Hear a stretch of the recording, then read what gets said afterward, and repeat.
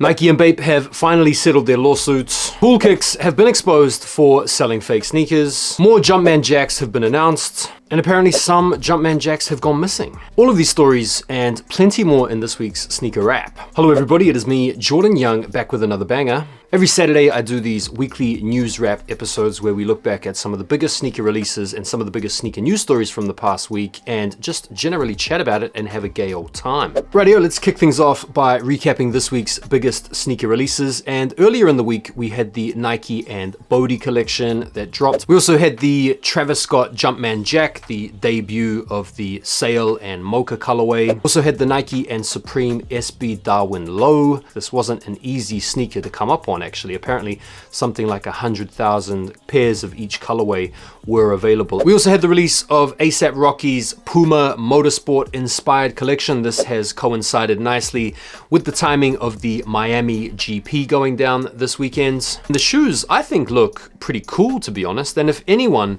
is going to help lift the profile and raise the coolness of Puma, it's got to be A$AP, right? CPFM also dropped the Air Force One lows in the two different colorways. I think there's a green colorway and a purple colorway, which first came out on the website via raffle, which was US residents only. And then I think you guys also over there in the US might have got a shock drop on the Nike sneakers app for these as well. The big release, of course, were these though. These dropped today, the Air Jordan 4 Military Blues, and this has been a really accessible Air Jordan 4, the likes of which we haven't seen for some time. I know the numbers have been circulating that there's like 1 million or 1.5 or 1.7 or whatever. Look, it looks like they've made enough pairs. It seems like everybody that wanted to cop a pair of these got a pair of these, which I think is absolutely brilliant. I know a lot of people have been complaining about some QC issues, which is always going to happen when Nike produce numbers in this amount. Did you guys come up on anything this week? Feel free to let me know.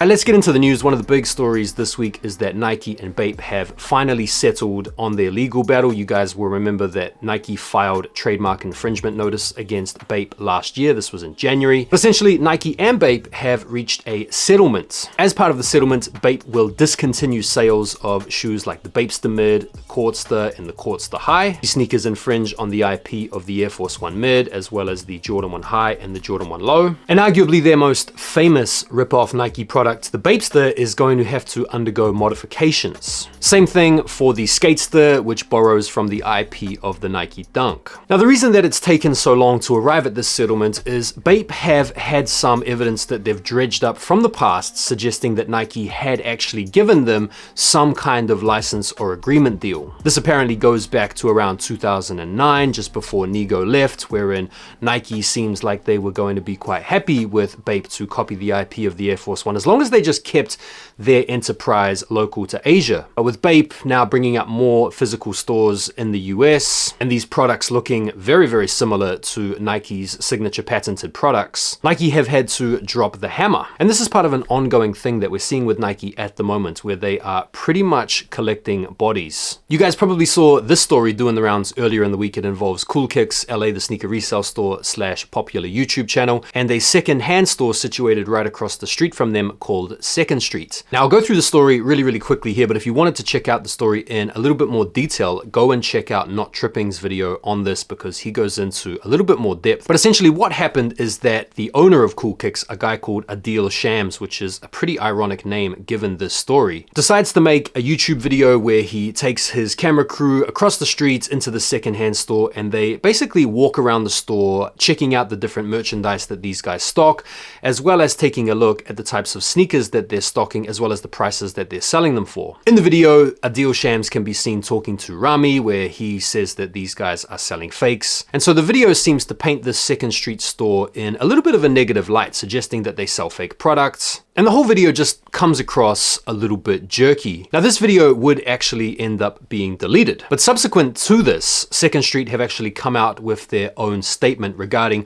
all of the palaver that has since ensued. They claim that Adil Shams brought in a whole bunch of sneakers to sell to their location, but upon inspecting these sneakers that the owner of Coolkicks brought in, they were deemed to be fake. Now, Second Street are unsure as to the motivation behind bringing in all these fake sneakers. They seem to think that maybe a deal brought these in to try to get them over on the authentication department that they have in Second Street, justifying their initial allegations that these guys sell fakes. But either way, they caught the fakes and they told the deal shams that they were fake, and they told him to come and pick the shoes up because they have like a week-long policy where they will hold on to the shoes. But he didn't turn up to pick the shoes up despite being situated right across the street from them. A few days elapsed, they couldn't get a hold of him, he wouldn't walk across the road to pick up the shoes, and eventually when he did come back to pick up the fake shoes, he brought again his camera crew with him to film some content. They got into a bit of a back and forth and an argument about the whole situation, and since then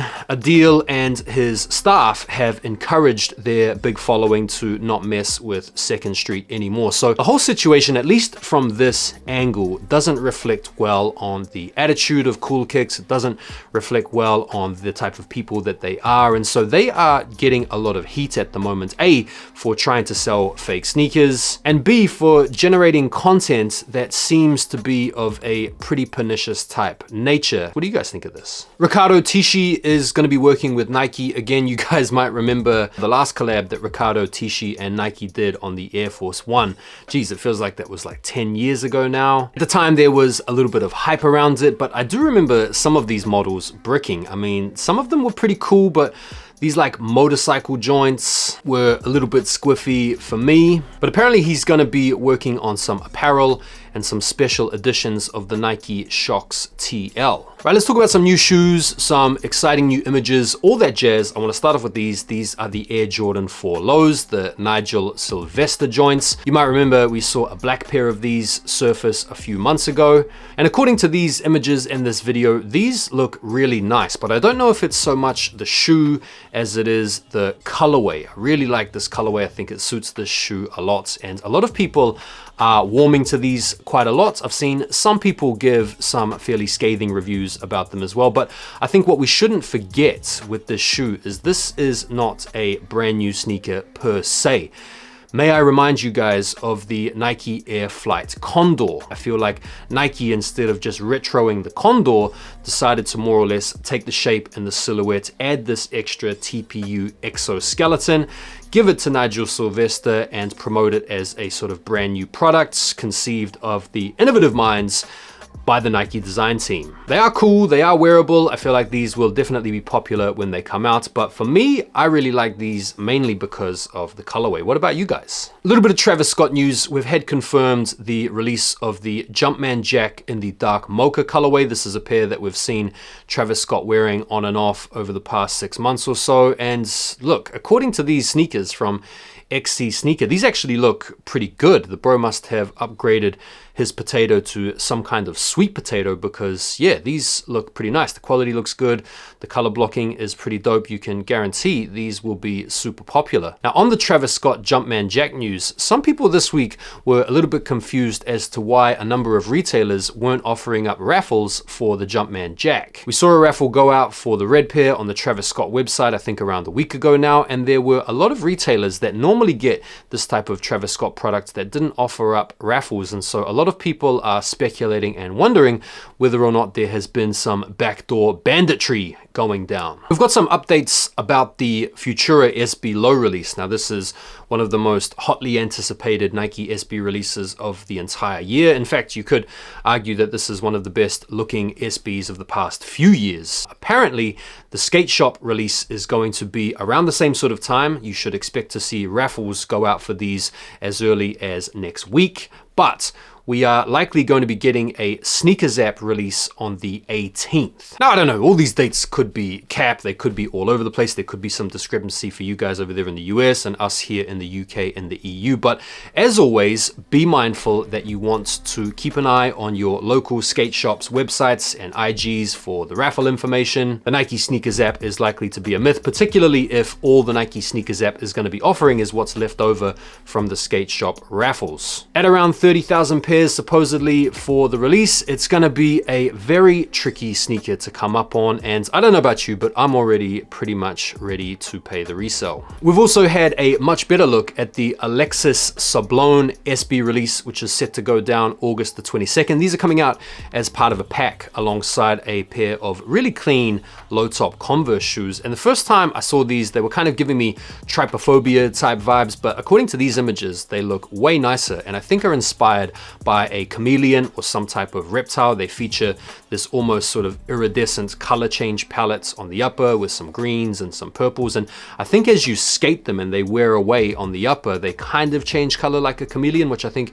is a really cool touch. It's a more really good looks at the upcoming Air Jordan 4 oxidized greens. I've seen a couple of dates floating around for this sneaker. According to these guys, Streetwear Stock Market, we are looking forward to a June 15th release. I've also seen other accounts out there saying that these are rumored to be in July, but we'll know a lot closer to the time anyway, the exact date. And according to these images, these look really nice, really clean. But I think if you're already in possession of shoes like the maybe metallic greens from the metallic pack, or you have the SB4s from last year, these probably aren't gonna be that much of a necessity, but I do think these are still really clean. That shade of green does hit nice, but it'll be, yeah, hard to justify these, especially if you're not regularly rocking your SB4s at this point. What do you guys think of these? Right, let's talk about some New Balance. We've got some first looks at the Amélion d'Or New Balance 1000. I think it's pretty safe to say that the New Balance 1000 has been pretty well received. The Joe Freshgoods collab was a bit of a hit. The metallic silver colorway has been a bit of a hit.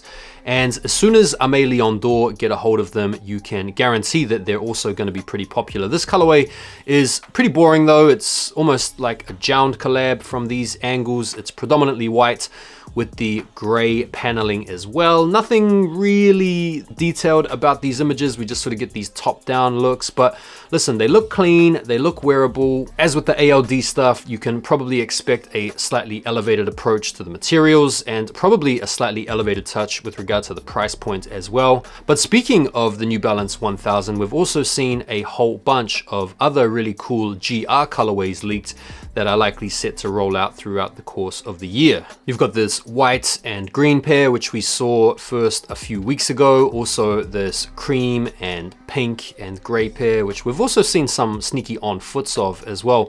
This other sort of charcoal pair, which kind of looks a little bit like a Joe Freshgoods type spin-off. This white colorway here, which could be the ALD spin-off, as well as this slightly more atmosphere gray type colorway, as well as this white, clay, and cream colorway. Look, they're coming for all of the different trending color palettes with this model. So I definitely like that green pair myself. What about you guys? We have a release date for Salehe's first Croc sneaker. These are called the Juniper, and it's the Guava colorway. I couldn't find any information on the price point. Maybe one of you fellas down below can update us if you are interested in this sneaker, but this has been a little bit of a polarizer. It's a new sneaker, obviously, so it's gonna hit for some and miss for many.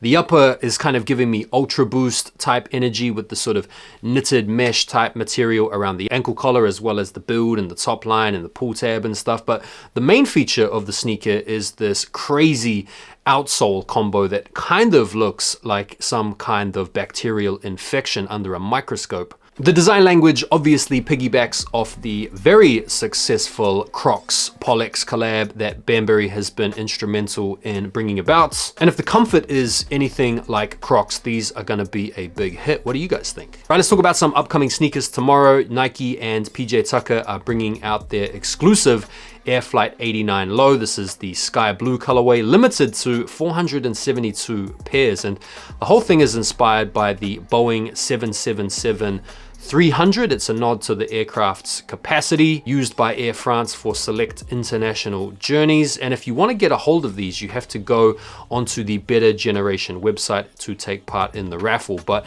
given the limited availability and given the really nice colorway that these are sporting, these are going to be pretty tricky to get for sure. May the 8th, the Nike Cortez Forrest Gump are dropping. This is going to be a big nostalgic shoe for a lot of you guys out there that may well be into that movie. Definitely one one of my favorite movies of all time. May the 9th, you have the Jound and Reebok collab. And then next Saturday, you have the Air Jordan 1 Low OG in the Shadow colorway, which is an awesome OG colorway and an awesome OG model. And on the same day, you have the Nike Book 1 Rattlesnake. And that is it for this week's sneaker wrap. Thank you guys so much for taking the time to watch the video. Do me a favor and like the video before you bounce, and go ahead and have yourselves a lovely weekend. I will see you guys on the next video. Take care for now, and peace.